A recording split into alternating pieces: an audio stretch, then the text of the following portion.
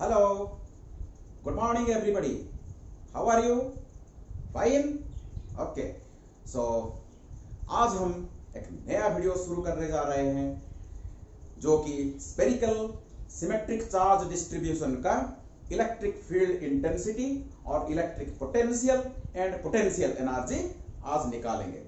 आज का वीडियो बहुत बहुत बहुत इंपॉर्टेंट, जितने भी हमारा जेई एस्पिरेंट्स है और मेन हो या एडवांस्ड हो और नीट का जो एस्पिरेंट्स है उनको तो देखना ही देखना है, जरूर देखना है। आज का वीडियो मेरा बहुत वैल्यूएबल है। प्लीज आप इस वीडियो को एंड तक देखिए, कॉपी और पेन लेके बैठ जाइए। मैं जैसे कर रहा हूं आपको भी करना है। ओके, चलो शुरू करते हैं। So myself lieutenant Dyuti Krishna Khandwa, lecturer in physics with 27 years of teaching experience. I am interacting with you through this YouTube video. Now welcome to this video. आओ शुरू करते हैं। See, so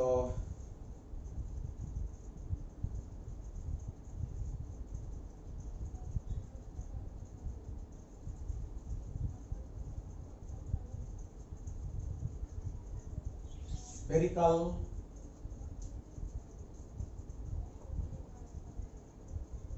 charge distribution.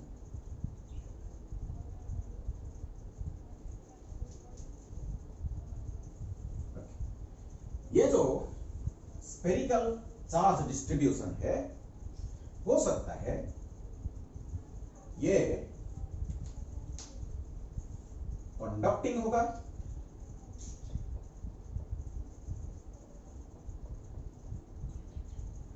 हो सकता है ये नॉन कंडक्टिंग होगा।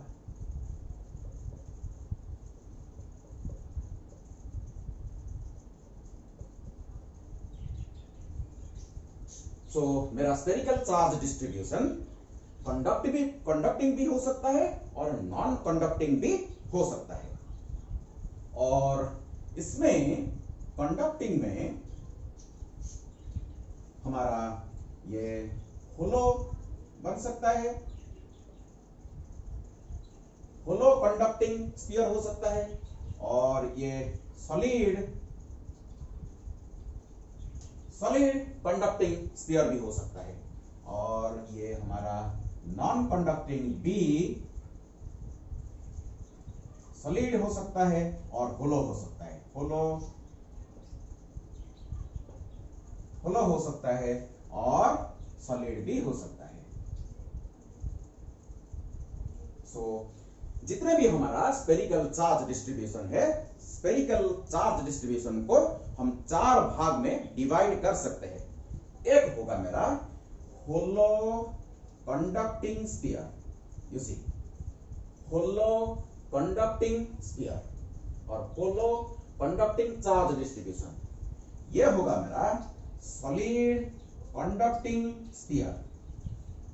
सो एक नंबर मेरा होलो कंडक्टिंग स्फीयर, सेकेंड मेरा सॉलिड कंडक्टिंग स्फीयर, और थर्ड होगा मेरा होलो non conducting sphere, hollow non conducting sphere, और फोर्थ नंबर मेरा टाइप जो होगा वो होगा मेरा सॉलिड नॉन कंडक्टिंग स्फीयर। सो चार टाइप का होगा। देखो एक चीज है, तो ये जो होलो कंडक्टिंग स्फीयर होगा हमारा, देखो ये मेरा होलो कंडक्टिंग स्फीयर होगा, जिसको हम सेल भी बोल सकते हैं, इसको हम सेल भी बोल सकते हैं,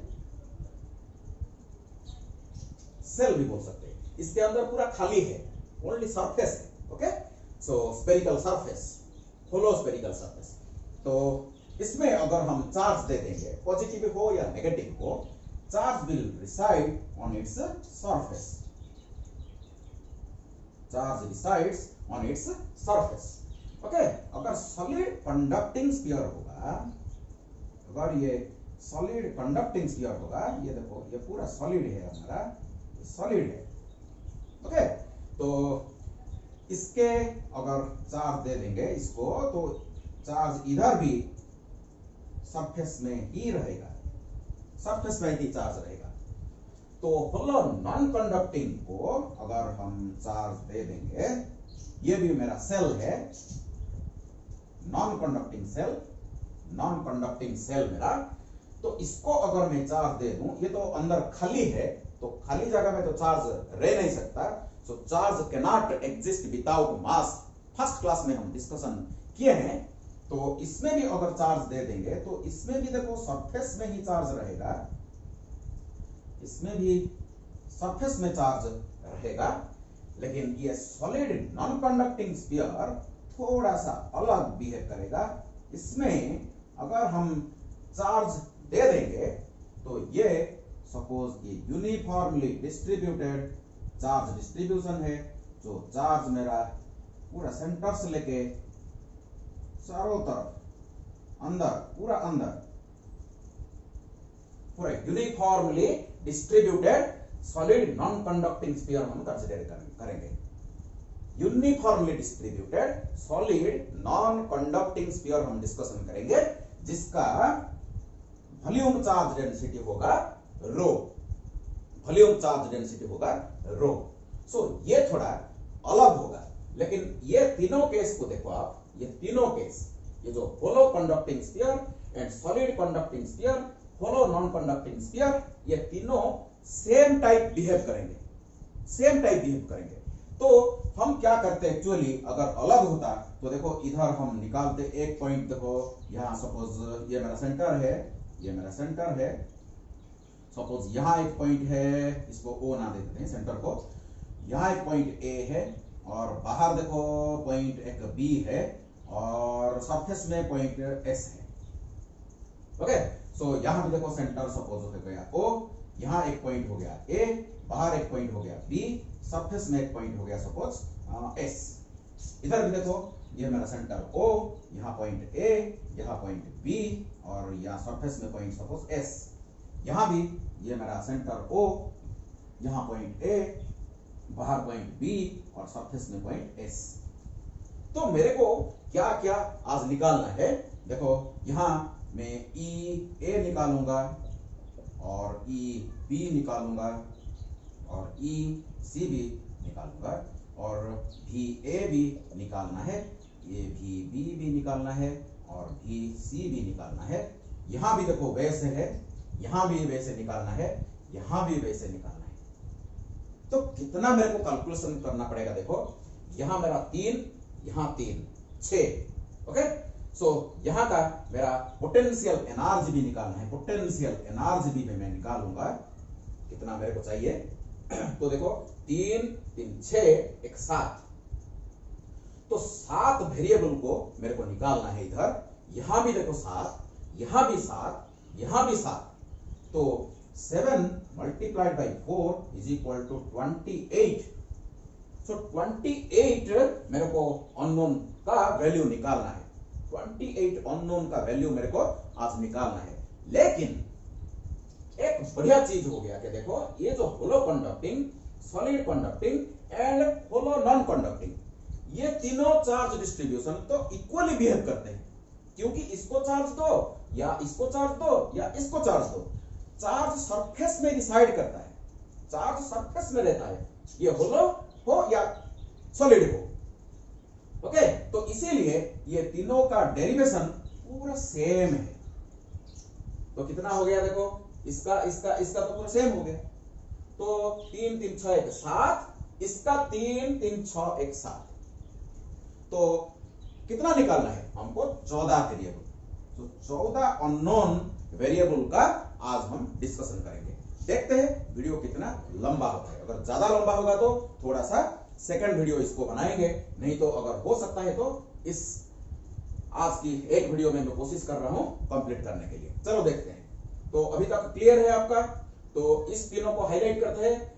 एक डेरिवेशन होगा लेकिन तीनों के लिए वही डेरिवेशन सेम है।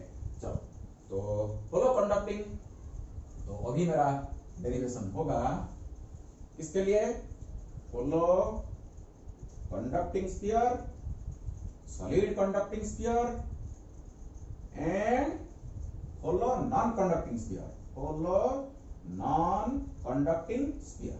ये तीनों के लिए अभी मेरा डेरिवेशन शुरू होगा। चलो देखते हैं।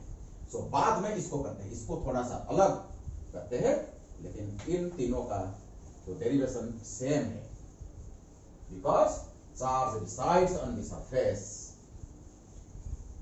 देखो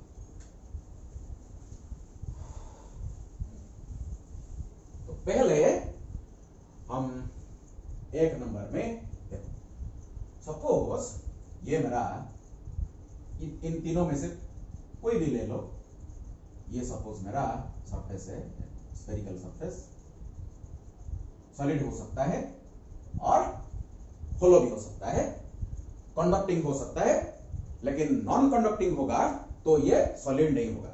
ये फोर्थ केस मेरा स्पेशल, इसको मैं आपको समझाऊंगा। सो सॉलिड होलो कंडक्टिंग सरफेस हो सकता है, सॉलिड कंडक्टिंग स्फीयर हो सकता है, होलो नॉन कंडक्टिंग स्फीयर ये हो सकता है। ये तीनों केस ये हो सकता है। अच्छा चलो, तो इधर देखो एक पॉइंट है, सपोज इसको मैं बोलूंगा आउटसाइड पॉइंट, आउटसाइड, इसको मैं P नाम दे दूं। ओके, सो इस स्फीयर का रेडियस सपोज R है, इस स्फीयर का रेडियस R, और इसको Q चार्ज दिया गया, इसको Q चार्ज दिया गया। यहां से एक आउटसाइड पॉइंट है P। सो मेरे को निकालना है अभी E आउटसाइड कितना है, कैसे मैं निकालूंगा। सो आउटसाइड पॉइंट इलेक्ट्रिक, ये जो इलेक्ट्रिक फील्ड प्रोड्यूस करेगा, ये जो स्फेरिकल चार्ज डिस्ट्रीब्यूशन जो फील्ड प्रोड्यूस करेगा, इस फील्ड का आउटसाइड एक पॉइंट है, इस स्फीयर से आउटसाइड एक पॉइंट है P, आर्बिट्ररी पॉइंट, यहां भी हो सकता है, यहां भी हो सकता है, यहां भी हो सकता है, लेकिन outside this sphere there is a point P which is at a distance R from the center of the sphere. So what is the electric field intensity at this outside point? So कैसे इसको निकालेंगे? So देखो हम use करेंगे Gauss's law, Gauss's law, इसको हम use करेंगे। सो Gauss's law को थोड़ा सा याद करेंगे। So integration over the closed surface, okay, E dot ds, which is nothing but your total flux linked with the closed surface is equal to 1 divided by epsilon naught times the total charge enclosed within the closed surface. This is q in divided by epsilon naught. ये हमारा ब्रह्मास्त्र है, ये जो हमारा ये जो Gauss's law है, ये एक वंडरफुल टूल होता है in the hands of scientists, in the hands of you all those who are watching. Okay, इसको यूज करके देखो हम क्या क्या कर नहीं सकते, सब कुछ कर सकते हैं। सो ये बढ़िया एक टूल है हमारे लिए। तो आउटसाइड जो मेरे एक पॉइंट है, देखो इसको थोड़ा सा मैं अंदर कर दूं, थोड़ा सा पास कर दूं। सो ये मेरा P पॉइंट है। तो मैं इसको अप्लाई करने के लिए एक क्या करूं, मैं एक गॉसियन सरफेस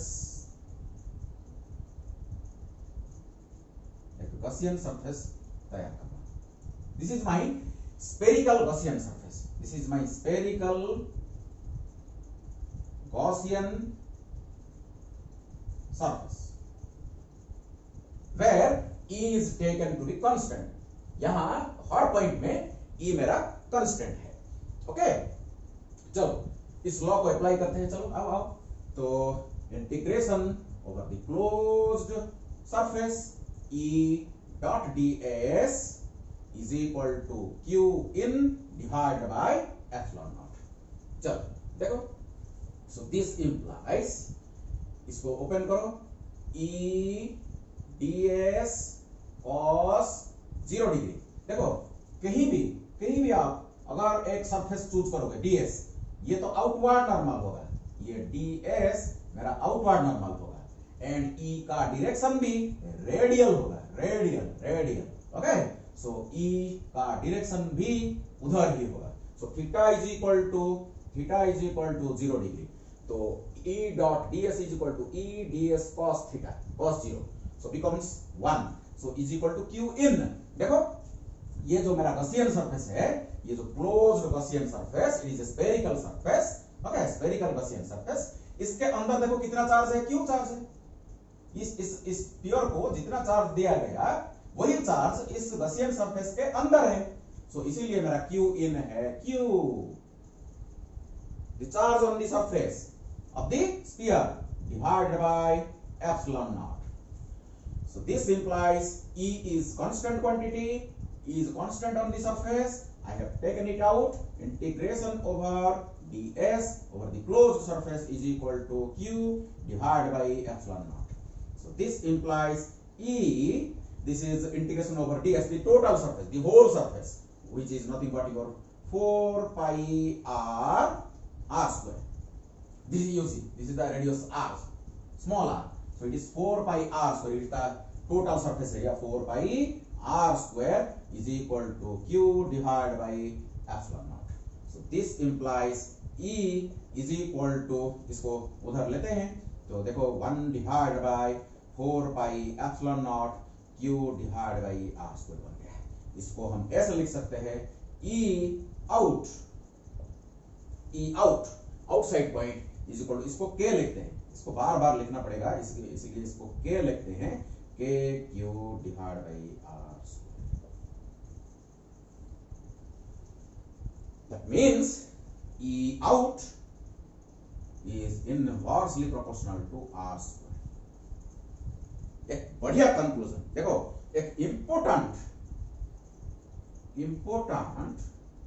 नोट हमको मिला, इंपोर्टेंट नोट हमको मिला। क्या मिला देखो, अगर ये पूरा टोटल चार्ज मेरा जो सरफेस में है, अगर सेंटर में कंसंट्रेट होता है, देखो सेंटर में अगर कंसंट्रेट हो जाता है, इधर पूरा एक क्यू चार्ज जो सरफेस में अभी है, ये अगर सेंटर में कंसंट्रेट हो जाता, बताओ इस पॉइंट चार्ज के लिए इस पॉइंट में ई कितना होता है? इतना ही होता ना, 1 divided by 4 pi epsilon naught Q by r square. This is the expression for electric field intensity at a distance r due to a point charge. That means for an outside point, conclusion मेरा मिल गया, for an outside point the spherical charge distribution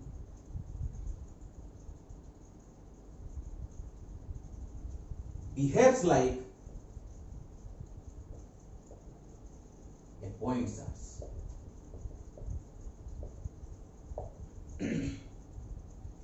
So जो hollow conducting, solid conducting and hollow non conducting, ये तीनों पूरा point charge की तरह behave करेंगे। For an outside point these three distributions will behave like a point charge. This is very important point, should be kept in mind for all types to come. Okay, so इसको याद रखेंगे, इसको इधर लिखते हैं, चलो इधर लिखना शुरू करते हैं। सो मेरा E out is equal to K Q divided by R square. सो इसको मिटाते हैं।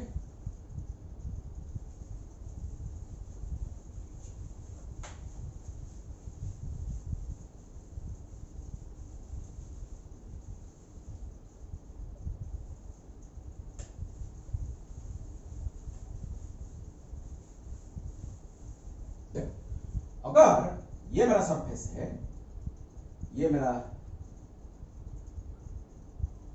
रेडियस r है, इसका रेडियस r है, इसका चार्ज q है। अगर मैं इस सरफेस में अगर मैं आपको पूछूं what is the electric field intensity, तो क्या करना पड़ेगा, बताओ क्या करना पड़ेगा? For surface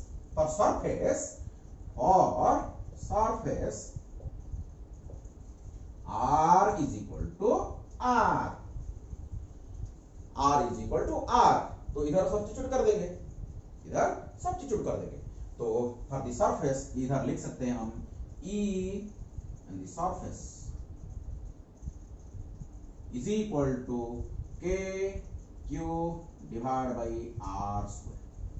okay, so surface के लिए पूरा इजी, सो नहीं तो गॉसेस लॉ भी हम यूज करके थोड़ा सा बाहर, देखो ऐसे कर सकते हैं, थोड़ा सा बाहर, सरफेस से थोड़ा सा बाहर, पूरा क्लोज क्लोज क्लोज क्लोज, पूरा बाहर थोड़ा सा, इसको ऐसे करके ऐसे करके ऐसे करके एक गॉसियन सरफेस लेंगे जो कि पूरा क्लोज टू द सरफेस।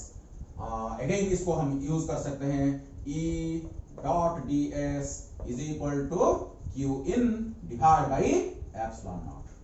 तो डायरेक्टली कर सकते हैं, देखो E into 4 pi r square, it is close to the surface. Okay, ये गॉसियन सरफेस का जो रेडियस है थोड़ा सा ज्यादा, इसीलिए 4 पाई आर स्क्वायर हम लिख सकते हैं is equal to Q divide by epsilon naught. तो देखो, so E surface is equal to 1 divided by 4 pi epsilon naught q divided by r square। so इसको हम ऐसे लिख सकते हैं। ओके, तो गॉसेस लॉ बहुत बढ़िया टूल हमारे लिए, हम कुछ भी कर सकते हैं इसको यूज करके। चलो, तो बाकी रहा एक इनसाइड पॉइंट। चलो, तो ये जो मेरा स्फीयर है, ये मेरा सेंटर है, ये रेडियस r है, इसका चार्ज q है। ओके, तो यहां से अंदर एक पॉइंट है, ओके, अंदर एक पॉइंट है P, जो मेरा इनसाइड पॉइंट है। इस इनसाइड पॉइंट में E क्या है? What is E inside? E inside is equal to dash. मेरे को चाहिए इनसाइड द स्फीयर, तो कैसे निकालूंगा? मैं इस P को सरफेस में रख के R को रेडियस करके एक गॉसियन सरफेस बनाऊंगा। देखो, ये मेरा Gaussian surface, spherical Gaussian surface, spherical Gaussian surface. Okay, तो again I will apply my Gauss's law. So using Gauss's law, integration over the closed loop E dot ds is equal to q in divided by epsilon naught। तो integration over closed surface E in ds cos whatever it may be, you see E in dot ds ऐसे रखो, इसको ऐसे ही रखने दो। सो is equal to, मेरे को बताओ, ये जो क्लोज्ड गॉसियन सरफेस आप देख रहे हो, इसके अंदर कितना चार्ज है? देखो भाई, मेरा जो होलो कंडक्टिंग, सॉलिड कंडक्टिंग, होलो नॉन कंडक्टिंग, इन तीनों केस में मैं अगर चार्ज दे दूं इसको, तो सरफेस में ही रिसाइड करेगा, चार्ज जाके सरफेस में रिसाइड करेगा। देखो, चार्ज किधर है? चार्ज सरफेस में, चार्ज मेरा सरफेस में। तो बताओ, ये जो गॉसियन सरफेस के अंदर कितना चार्ज है? 0। सो Q in is equal to 0, तो flux must be 0। So Q in is equal to 0 divided by epsilon naught is equal to 0.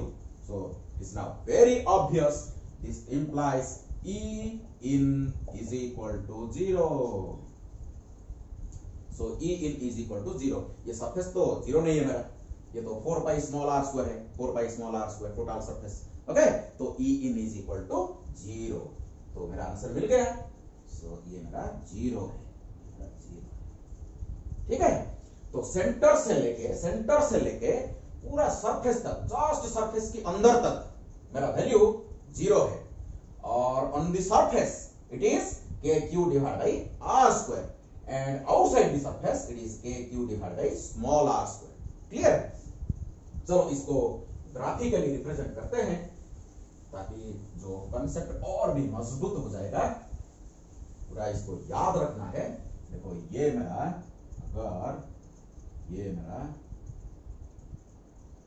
Spherical charge distribution है। ओके, तो ये मेरा सेंटर है।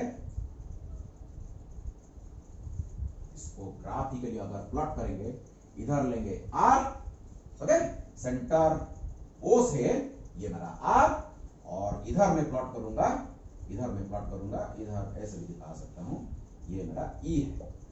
ओके, सो आप देख सकते हो, ये मेरा रेडियस ऑफ द स्फीयर।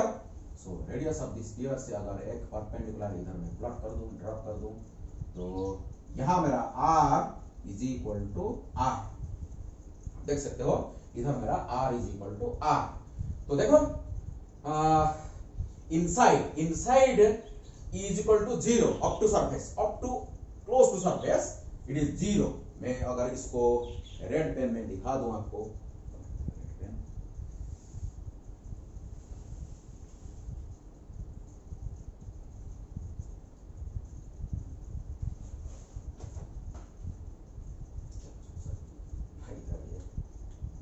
ऐसा ही होता है कभी कभी। तो देखो मेरा पॉकेट में ही मेरा रेड पेन है, मैं ढूंढ रहा हूं, चलो बढ़िया हो गया। तो देखो सेंटर से लेके पूरा इसको रेड में दिखाऊं, पूरा 0 0 0 0 0 0 0 0 0, ये पूरा सेंटर से सरफेस तक 0। Accidentally its value rises okay to KQ by r²। So इधर देखो ये हो गया मेरा KQ डिवाइड बाय r²।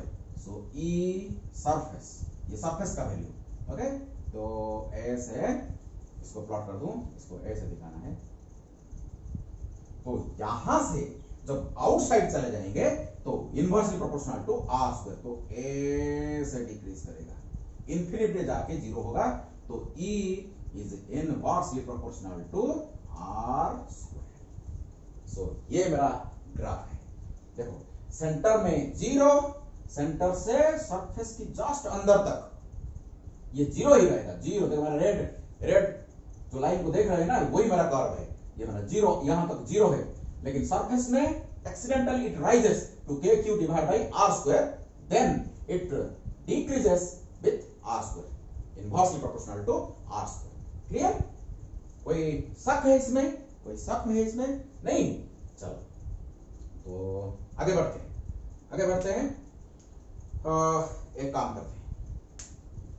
करते हैं, इसको मिटा दूं। पूरा क्लियर हो गया ना? ग्राफ को अच्छी तरह देखो, पॉज करके इस ग्राफ को देखो, पॉज करके पूरा ग्राफ को देखो, पूरा कांसेप्ट क्लियर होगा। सो इन तीनों केस में होलो कंडक्टिंग, सॉलिड कंडक्टिंग, होलो नॉन कंडक्टिंग के लिए सेंटर से लेके सरफेस की जस्ट अंदर तक जो E का वैल्यू 0 होगा। सरफेस के लिए इसका value KQ divide by r² हो जाएगा, maximum value. This is my maximum value, this is my maximum value okay. And then it reduces with r². So E is inversely proportional to r² for outside point. And these three cases behave like point charges for outside surface. Outside surface point charge के लिए 1 divide by r², अब point charge के लिए भी तो 1 bye r² था। Clear हो आप लोग? ये जो डिस्कशन मेरा आगे बढ़ाते हैं।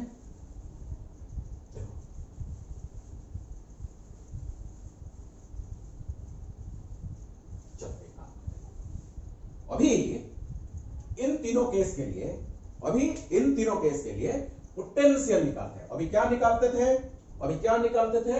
हमें E इलेक्ट्रिक फील्ड इंटेंसिटी निकाले। अभी क्या निकालेंगे? इलेक्ट्रिक पोटेंशियल निकालेंगे। चलो निकालते हैं इलेक्ट्रिक पोटेंशियल। कैसे निकालेंगे? चलो देखो। सो ये मेरा स्फीयर है, ये मेरा स्फीयर है। सपोज इसको चार्ज Q दिया गया, इसका रेडियस है R, there is a point outside here is a point okay। इधर एक पॉइंट है P। इस चार्ज डिस्ट्रीब्यूशन के द्वारा जो फील्ड है चारों तरफ, सपोज इस पॉइंट में इसका पोटेंशियल है VP, इसको हम निकालना है। तो कैसे निकालेंगे? चलो याद करते हैं हमारा एक formula, V0 ET is equal to minus dV divided by dr। ये फॉर्मूला याद है कि नहीं? अगर नहीं है तो मेरा पोटेंशियल का वीडियो देखो, relation between electric field intensity and potential का एक बढ़िया रिलेशनशिप मैंने डेवलप किया, वही फॉर्मूला को हम इधर यूज करेंगे। सो ये जो ET है, ये क्या है? Component of electric field intensity along any direction is equal to negative of potential gradient along that direction. This dv by dr is my potential gradient. अगर dr डिस्प्लेसमेंट हो जाए, कोई भी डायरेक्शन में अगर dr डिस्प्लेसमेंट हो रहा है, अगर उस dr डिस्प्लेसमेंट के लिए चेंज इन पोटेंशियल अगर dv है, this dv divided by dr is called potential gradient. And negative of potential gradient is nothing but your component of electric field along that direction, along that displacement. This is not E. अरे book में लिखा गया है, इसको E लिखा गया है, actually Et is equal to your E cos theta. Book में अगर ये E लिखा गया है तो थीटा को हम क्या लेते हैं, 0 डिग्री मानते हैं. हमारा जो डिस्प्लेसमेंट हुआ E का डायरेक्शन में ही हुआ डिस्प्लेसमेंट, इसीलिए ये थीटा 0 बन जाता है. नहीं तो ये Et है. जनरली अगर E का डायरेक्शन इधर है, आपका डिस्प्लेसमेंट अगर इधर हो रहा है, सपोज इधर E है, आपका जो डिस्प्लेसमेंट है dr अगर इधर है, ये थीटा होगा. ओके. अगर इस dr डिस्प्लेसमेंट के लिए पोटेंशियल अगर चेंज हो रहा है dv, this dv divided by dr, okay, is called your potential gradient. इसका जो नेगेटिव हो गया आपका E cos theta. Okay. Component of electric field along this direction, component of electric field along this direction is equal to minus dv by dr. Please understand this concept. इसको मैंने वहां भी discussion किया था, वहां भी बढ़िया आपको समझाया था, फिर से मैं समझा रहा हूं. इसकी कंसेप्ट को समझो, प्लीज समझो. इसके ऊपर मैं बहुत प्रॉब्लम भी कराया और आगे भी करूंगा. अगर आप चाहिए तो आप कमेंट करेंगे तो और भी प्रॉब्लम चाहिए तो मैं और भी प्रॉब्लम सॉल्व करूंगा इसके रिलेटेड. ओके. चलो, तो इसको हम ऐसे लिखते हैं, this implies dv is equal to minus को इसको इधर लेते हैं, minus e dr cos theta. So this implies dv, the change in potential, is equal to minus e dot dr. लिख सकते हैं e dr cos थीटा को e dot dr लिख सकते हैं. चलो इसको बोथ साइड इंटीग्रेट करो. चलो इसको इंटीग्रेट करते हैं. dv is equal to minus e dot dr. चलो इधर भी इंटीग्रेट करते हैं. So from initial position to final position, initial position में suppose potential energy vi, final position में suppose potential vf. So is equal to I से F तक. इसको RI, इसको ऐसे लिख सकते हैं RI से RF तक इंटीग्रेट करेंगे. ओके. तो इधर देखो dv का इंटीग्रेशन v है, dv का इंटीग्रेशन v है, तो vf minus vi is equal to negative of integration RI से RF e डॉट dr. देखो ये वंडरफुल रिलेशन है. पहले से हमको ये फॉर्मूला मालूम है. इसको इधर लिख के रखते हैं इधर. तो vf minus vi is equal to minus integration over RI to RF e dot dr.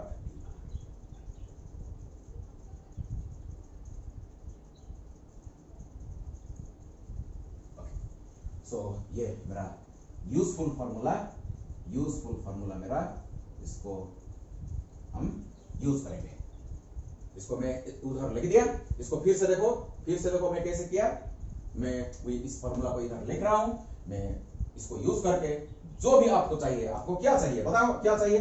So v outside चाहिए, आपको v सरफेस चाहिए, आपको v इनसाइड भी चाहिए. ओके. ये तीनों हमारा जो सवाल है इसको हम सॉल्व करेंगे by using this formula, single formula. चलो सॉल्व करते हैं. चलो आओ सॉल्व करते हैं. आगे बढ़ते हैं, इधर से आगे बढ़ जाते हैं. एक काम करो, इंफिनिटी में एक यूनिट चार्ज को रखो. इंफिनिटी में यूनिट चार्ज को रखो. सो इंफिनिटी में पोटेंशियल हमको मालूम है, इट इज 0. इंफिनिटी में पोटेंशियल कितना होता है, 0 होता है. ओके. इंफिनिटी में पोटेंशियल 0 होता है. इंफिनिटी से एक यूनिट चार्ज को उठा के अगर मैं यहां तक लेके आ जाऊं, तो मैं ये फॉर्मूला को क्या लिख सकता हूं. देखो v फाइनल पोजीशन मेरा क्या है, p.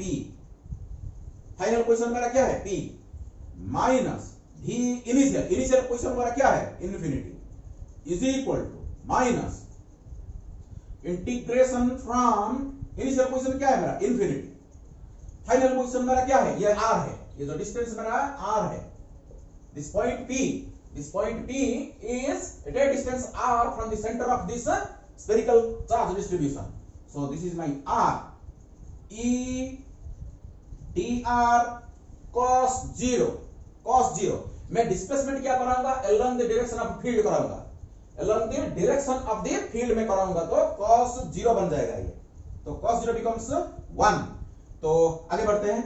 so this implies VP ये तो मेरा 0 है, so VP is equal to minus integration infinity से RE, देखो this is my E out, देखो ये P पॉइंट मेरा आउटसाइड पॉइंट है, तो आउटसाइड पॉइंट के लिए E का वैल्यू कितना है KQ divide by R square, तो इधर लिखते हैं KQ divide by R square dr, इसको मिटाऊं मैं, चलो इसको मिटाते हैं।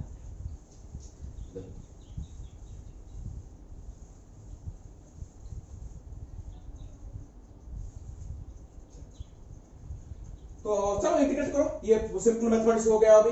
तो VP is equal to minus KQ constant, इसको बाहर ले जाते हैं तो माइनस भी बाहर रखो, तो integration from infinity to R 1 divide by R square dr, तो this implies VP is equal to minus KQ, ये इसका इंटीग्रेशन क्या है 1 divide by R with minus sign, minus 1 divide by R, इसका इंटीग्रेशन 1 बाई R स्क्वायर का integration क्या है minus 1 by R, so minus minus becomes plus 1 divide by R from infinity to R, limiting value from infinity to R, तो VP is equal to KQ 1 divided by R minus 1 divided by infinity, this 1 divided by infinity becomes 0, so VP is equal to KQ divided by, this is my answer, so V out outside point अगर P होगा तो KQ divided by R होगा, so ये मेरा KQ divided by R, KQ divided by R। कोई doubt है फिर से इसको वीडियो को बैक करो, अगर डाउट है तो वीडियो को बैक करो, फिर से करो इसको, सिंपल मैथमेटिक्स 2-3 लाइन में मैं कर सकता था, लेकिन स्टेप वाइज मैंने किया ताकि आपका जो कंसेप्ट पूरा मजबूत हो। ओके चलो अभी मेरे को क्या चाहिए सरफेस में चाहिए, देखो मेरे को सरफेस में चाहिए, तो मेरा ये P पॉइंट अगर इस सरफेस में आ जाएगा, इस P पॉइंट मेरा अगर सरफेस में आ जाएगा तो देखो R कितना है, सो या तो R हो गया for a surface R is equal to R, ये जो मैंने इंटीग्रेशन किया ना, अगर ये मेरा सरफेस हो जाएगा तो इंफिनिटी से क्या करूंगा मैं R करूंगा, इंफिनिटी से R, चलो इंटीग्रेट कर दो, हो गया, तो R की जगह R ही लिखना है, देखो ये so V surface is equal to minus KQ integration 1 divided by R square dr infinity से R, so is equal to minus KQ, ये हो गया minus 1 by R infinity से R, इस माइनस और माइनस को प्लस कर देते हैं, so KQ 1 divided by R minus 1 divided by infinity, so this 1 by divided by infinity becomes 0, so KQ divided by R, so V surface is equal to V मिल गया, R की जगह R रखो, ये करने की कोई जरूरत नहीं था, फिर भी मैं आपको समझाया। Okay so KQ divided by R, this V surface is equal to KQ divided by R, clear? देखो कितना इंटरेस्टिंग है। सो गॉस लॉ कैसे एक वंडरफुल टूल है, कैसे यूजफुल टूल है, इसको यूज करके हम क्या क्या नहीं कर सकते। ओके तो गॉस लॉ को पहले यूज करके हम ये निकाला, और ये जो फॉर्मूला हमारा इसको यूज करके देखो ये कैसे हमारा निकल के आ रहा है। चलो आगे बढ़ो, एक काम करते हैं।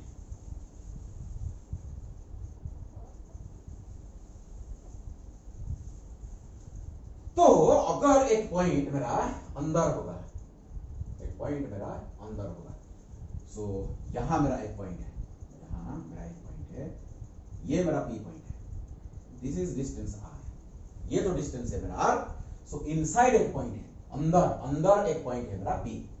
अभी मैं क्या करूंगा, मैं पार्टिकल को जो 1 कूलम का चार्ज, जो यूनिट चार्ज को मैं इंफिनिटी से अगर यहां तक लाऊंगा तो थोड़ा सा प्रॉब्लम है, क्योंकि देखो बाहर कितना है ई का value K Q divide by r square, surface में कितना है K Q divide by r square.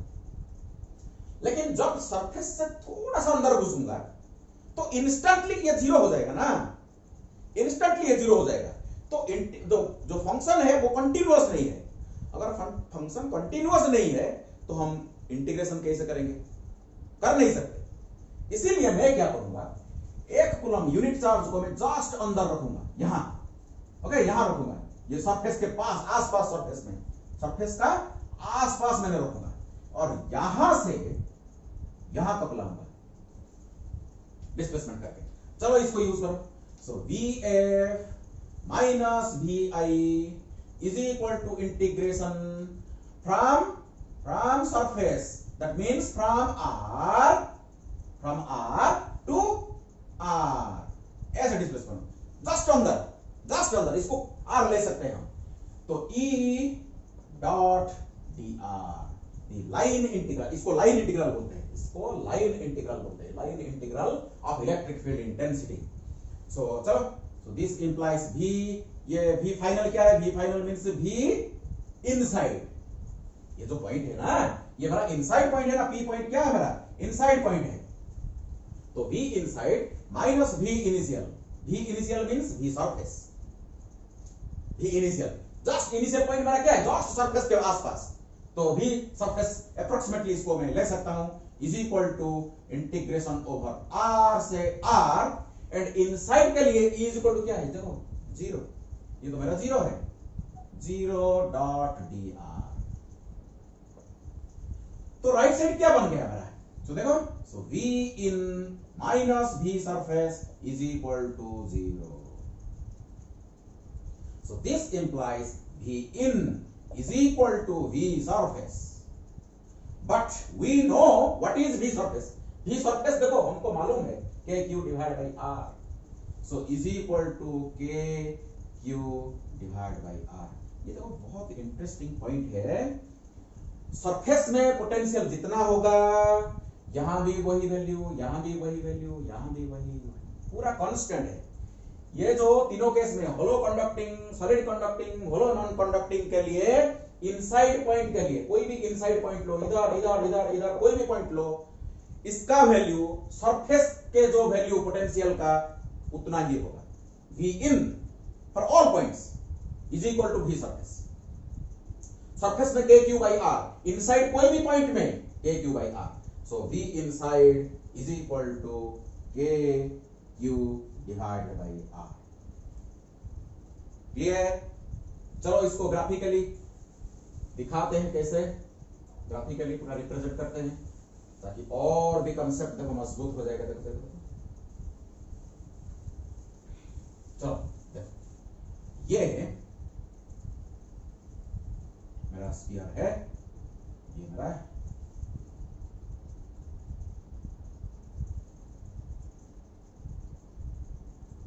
Sphere है, ओके, ये सेंटर है, ये रेडियस R, ओके, इसको चार्ज Q दिया गया। सो यहां से अगर हम ग्राफ को प्लॉट करेंगे, ये मेरा R, ओके, सो यहां से परपेंडिकुलर ड्रॉ करते हैं, सो ये R is equal to R। तो अभी ग्राफ देखते हैं। सो इधर मेरा V है, इधर मेरा V, सो V वर्सेस R ग्राफ कैसे, देखो देखो, इधर देखो, इधर देखो। तो इसको रेड पेन में करते हैं। सो देखो, अगर सरफेस का वैल्यू, सरफेस देखो इनसाइड 0 से लेके, ओरिजिन से लेके पूरा सेंटर से लेके, सेंटर से पूरा सरफेस तक constant value KQ by R। So V is equal to KQ divide by R। पूरा देखो सेंटर से पूरा कांस्टेंट, पूरा सरफेस तक कांस्टेंट। के क्यू बाई आर। इसके बाद के क्यू डिवाइड बाई आर ऐसे डिक्रीज करेगा, एक धीरे डिक्रीज करेगा, धीरे से। के क्यू बाई आर स्क्वायर होता है, तो ये देखो इधर देखो आर स्क्वायर, ये कैसे डिक्रीज किया था, ऐसे ऐसे क्विक डिक्रीज किया था, लेकिन ये धीरे धीरे डिक्रीज करेगा। V is inversely proportional to R। Again आप बोल सकते हैं, इधर भी देख के आप बोल सकते हैं, तो for an outside point this spherical charge distribution hollow conducting, solid conducting और hollow non conducting behaves like a point charge. Point charge की तरह बिहेव करेगा, क्योंकि पॉइंट चार्ज के लिए जो variation of R, variation of V with R is like this, V is inversely proportional to R। देखो एक पॉइंट चार्ज अगर होता है यहां Q, सो R डिस्टेंस में V का वैल्यू बताओ, 1 divided by 4 pi epsilon naught Q divided by R। So V is inversely proportional to R square for a point charge। लेकिन ये तो हमारा spherical charge distribution। So for outside point, ये जो spherical charge distribution just behaves like a point charge, as if the total charge of the system is concentrated at its center। Okay, this hollow conducting, solid conducting and hollow non-conducting charge distribution behaves as if its total charge Q is concentrated at its center। It's a wonderful पूरा concept, इसको याद रखो please, इसको याद रखो। इस graph को थोड़ा सा दो मिनट के लिए इसको देखो, विजुअलाइज करो, द वेरिएशन ऑफ V को विजुअलाइज करो। पहले इसको जो इसका वेरिएशन मैंने दिखाया था, इसको भी आपको आपका जो नोटबुक में होगा इसके साथ कंपेयर करो। जो वेरिएशन ऑफ E था, पहले ये 0 था, सेंटर से देखो, सेंटर से सरफेस तक E क्या था, 0 था। ये एक बढ़िया पॉइंट है, देखो ये एक बढ़िया पॉइंट है। अंदर क्या है, E0, इनसाइड E0, लेकिन V is equal to constant, that means finite है। E is equal to 0 but V is equal to not equal to 0, V not equal to 0, V not equal to 0। आपको पूछा जा सकता है ऐसा एक जगह दिखाओ, ऐसा फील्ड में एक जगह दिखाओ जहां E0 है लेकिन V फाइनाइट है। ये inside this spherical charge distribution E is 0 but V is not 0, it is constant। लेकिन मेरा जो प्रीवियस वीडियो इलेक्ट्रिक डाइपोल था, याद करो इलेक्ट्रिक डाइपोल, मेरा इलेक्ट्रिक डाइपोल को याद करो। इलेक्ट्रिक डाइपोल में यह था हमारा माइनस क्यू चार्ज, ये था हमारा प्लस क्यू चार्ज। इक्वेटोरियल जो प्लेन था, ये मेरा था इक्वेटोरियल प्लेन में E का वैल्यू कितना था बताओ, 1 divided by 4 pi epsilon naught P divided by R cube था। इक्वेटोरियल प्लेन में क्या था, 1 divided by 4 pi epsilon naught P by R cube था, लेकिन V इज इक्वल टू कितना था, 0 था। सो इक्वेटोरियल प्लेन में, डाइपोल का इक्वेटोरियल प्लेन में V 0 लेकिन E 0 नहीं है। इसका जस्ट उल्टा इधर हो रहा है, देखो इधर E 0 लेकिन V 0 नहीं है, V कांस्टेंट है, V कांस्टेंट है। कितना, K Q divide by R। पूरा क्लियर हो गया, E0 E not equal to 0, E not equal to 0 and V is equal to 0 हो सकता है क्या, यस हो सकता है। यहां इक्वेटोरियल प्लेन में इधर देखो E0 but V not equal to 0, ये भी हो सकता है इधर, ये तीनों केस में फॉर इनसाइड पॉइंट। क्लियर, आगे बढ़ेंगे, चलो आगे बढ़ते हैं। चलो डिस्कशन को आगे बढ़ाते हैं। अभी हम क्या करेंगे,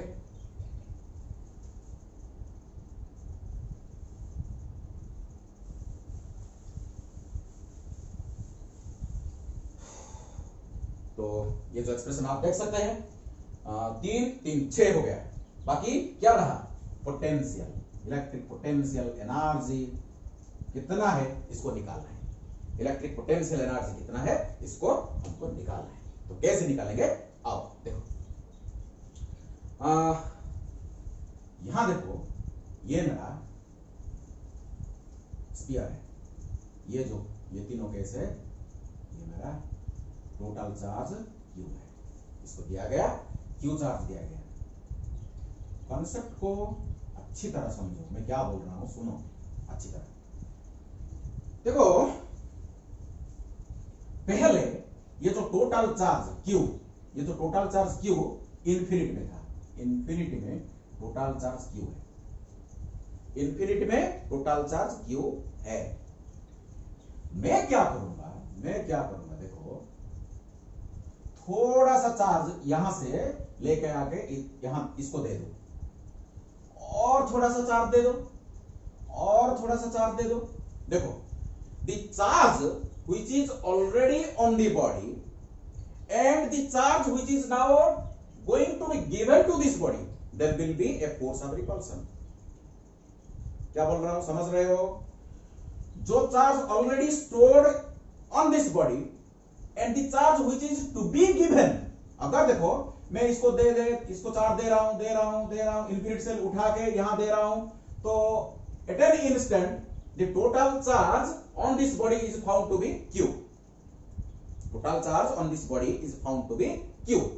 ओके, अभी मैं क्या करूंगा, यहां से और dq चार्ज उठा के मैं इसको देना चाह रहा हूं, तो क्या होगा, इस जो चार्ज ऑलरेडी दिया गया, इस बॉडी को ऑलरेडी जो चार्ज Q दिया गया वो पॉजिटिव है, जो dq चार्ज छोटा सा अमाउंट dq चार्ज और मैं देना चाह रहा हूं, तो क्या होगा, रिपल्सन होगा। तो क्या करना पड़ेगा, एक्सटर्नल एजेंट को वर्क करना पड़ेगा। So work has to be done by the external agent in overcoming the repulsive force between charge given to the body and charge to be given to the body। Okay, तो बताओ dW is equal to V dQ, V is equal to dW divided by dQ, potential okay is equal to dW divided by dQ। सो बताओ मेरे को, अगर charge Q है तो इसका potential कितना होगा, देखो। सो के इसको dq में कर दूं, इसको dq कर दूं, सो इसको dq कर दूं। ओके, सो q है और dq में देने जा रहा हूं, तो अगर चार्ज q है इस मोमेंट के लिए पोटेंशियल कितना होगा, देखो kq डिवाइड बाई r, तो kq divide by r dq। ये मेरा small amount of work done in depositing a charge dq on this body। इस बॉडी में dq चार्ज को लाके स्टोर करने के लिए मेरे को इतना काम करना पड़ रहा है, एक्सटर्नल एजेंट को इतना काम करना पड़ रहा है। अगर मैं टोटल चार्ज q को उठा के इस बॉडी को मैं देना चाह रहा हूं, तो कितना काम करना पड़ेगा बताओ, इंटीग्रेट करना पड़ेगा मेरे को। तो integrating both the sides, dW is equal to K divided by R integration Q dQ running from, जब जीरो चार्ज देन दिया था उस वक्त वर्क जीरो था, जब मैं Q चार्ज उठा के दे दिया उस वक्त टोटल वर्क डन W हो गया। तो this implies W is equal to K divided by R, directly हम लिख सकते हैं ये Q स्क्वायर डिवाइड बाई 2, 0 से Q। सो चलो देखो, सो W is equal to K divided by R, so K divided by R, so upper value मेरा Q square divide by 2, lower value तो 0 है मेरा, तो Q स्क्वायर डिवाइड बाई 2, तो Q square divide by 2। So ये जो work external agent को करना पड़ा, so external agent has to consume energy, external agent has to consume energy in doing work। That much of energy which is consumed by the external agent is stored as potential energy of this system in the field। So this is nothing but U, this is the potential energy। अरे जितना काम करना पड़ा, जितना energy consume करना पड़ा ये काम करने के लिए, वो पोटेंशियल एनर्जी के द्वारा स्टोर होगा। So U is equal to KQ square divided by 2R. So this is my KQ square divided by 2R.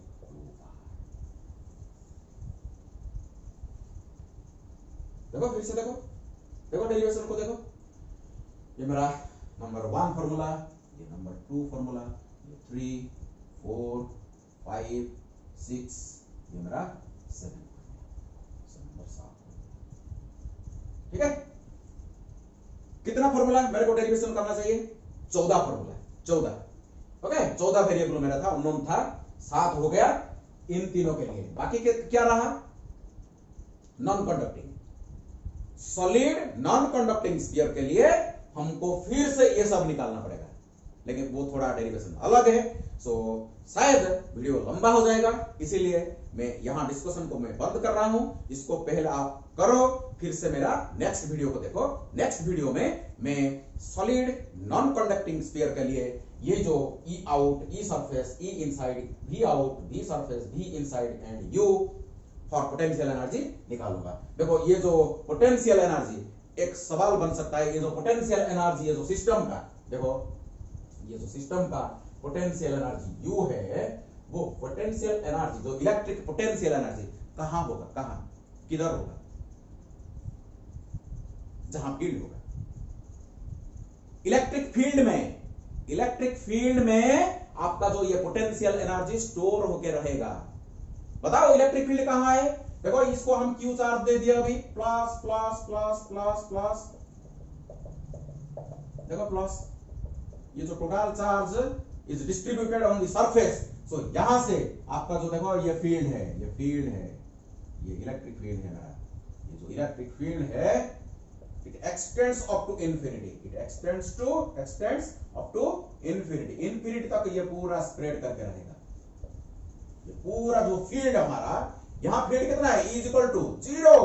Keep in mind, inside E is equal to 0, अंदर फील्ड नहीं है, surface से शुरू होके infinity तक ये जो पोटेंशियल एनर्जी सरफेस से लेके, that means R to infinity तक पूरा स्प्रेड होके इलेक्ट्रिक फील्ड में ये जो potential energy, electric potential energy store होके रहेगा। Get one of you. So this is the expression। जब हम कैपेसिटर पढ़ेंगे इसके बारे में फिर से डिस्कशन करेंगे। ओके, सो ये जो कॉन्सेप्ट को याद रखो, हम जब कैपेसिटर पढ़ेंगे इसको थोड़ा सा यूज लेंगे। देखो यहां जो एनर्जी है बिखरे हुए हैं, यहां जो एनर्जी, इतना जो एनर्जी है पूरा बिखरे हुए हैं, पूरा सरफेस से लेके इन्फिनिटी तक, इसका कोई काम नहीं है। इसको हम क्या करना है? कंसंट्रेट करना है, एक लिमिटेड जगह में इस एनर्जी को हम कन्फाइन करेंगे ताकि हमारा यूज होगा, वही होगा हमारा कैपेसिटर। ओके, तो बाद में इसको डिस्कशन करेंगे, लेकिन आज का वीडियो आपको शायद अच्छा लगा होगा। कमेंट जरूर करना, कोई अगर प्रॉब्लम हो रहा है तो प्लीज प्लीज प्लीज कमेंट, लेकिन वीडियो को एंड तक देखो। कोई भी वीडियो, जो भी मेरा वीडियो है, एंड तक देखो, आपको बहुत यूजफुल होगा। थैंक यू ऑल, आज के लिए thank you all, and instantly I will make my next video for solid non-conducting. Wish you all, thank you all, God bless you. Okay.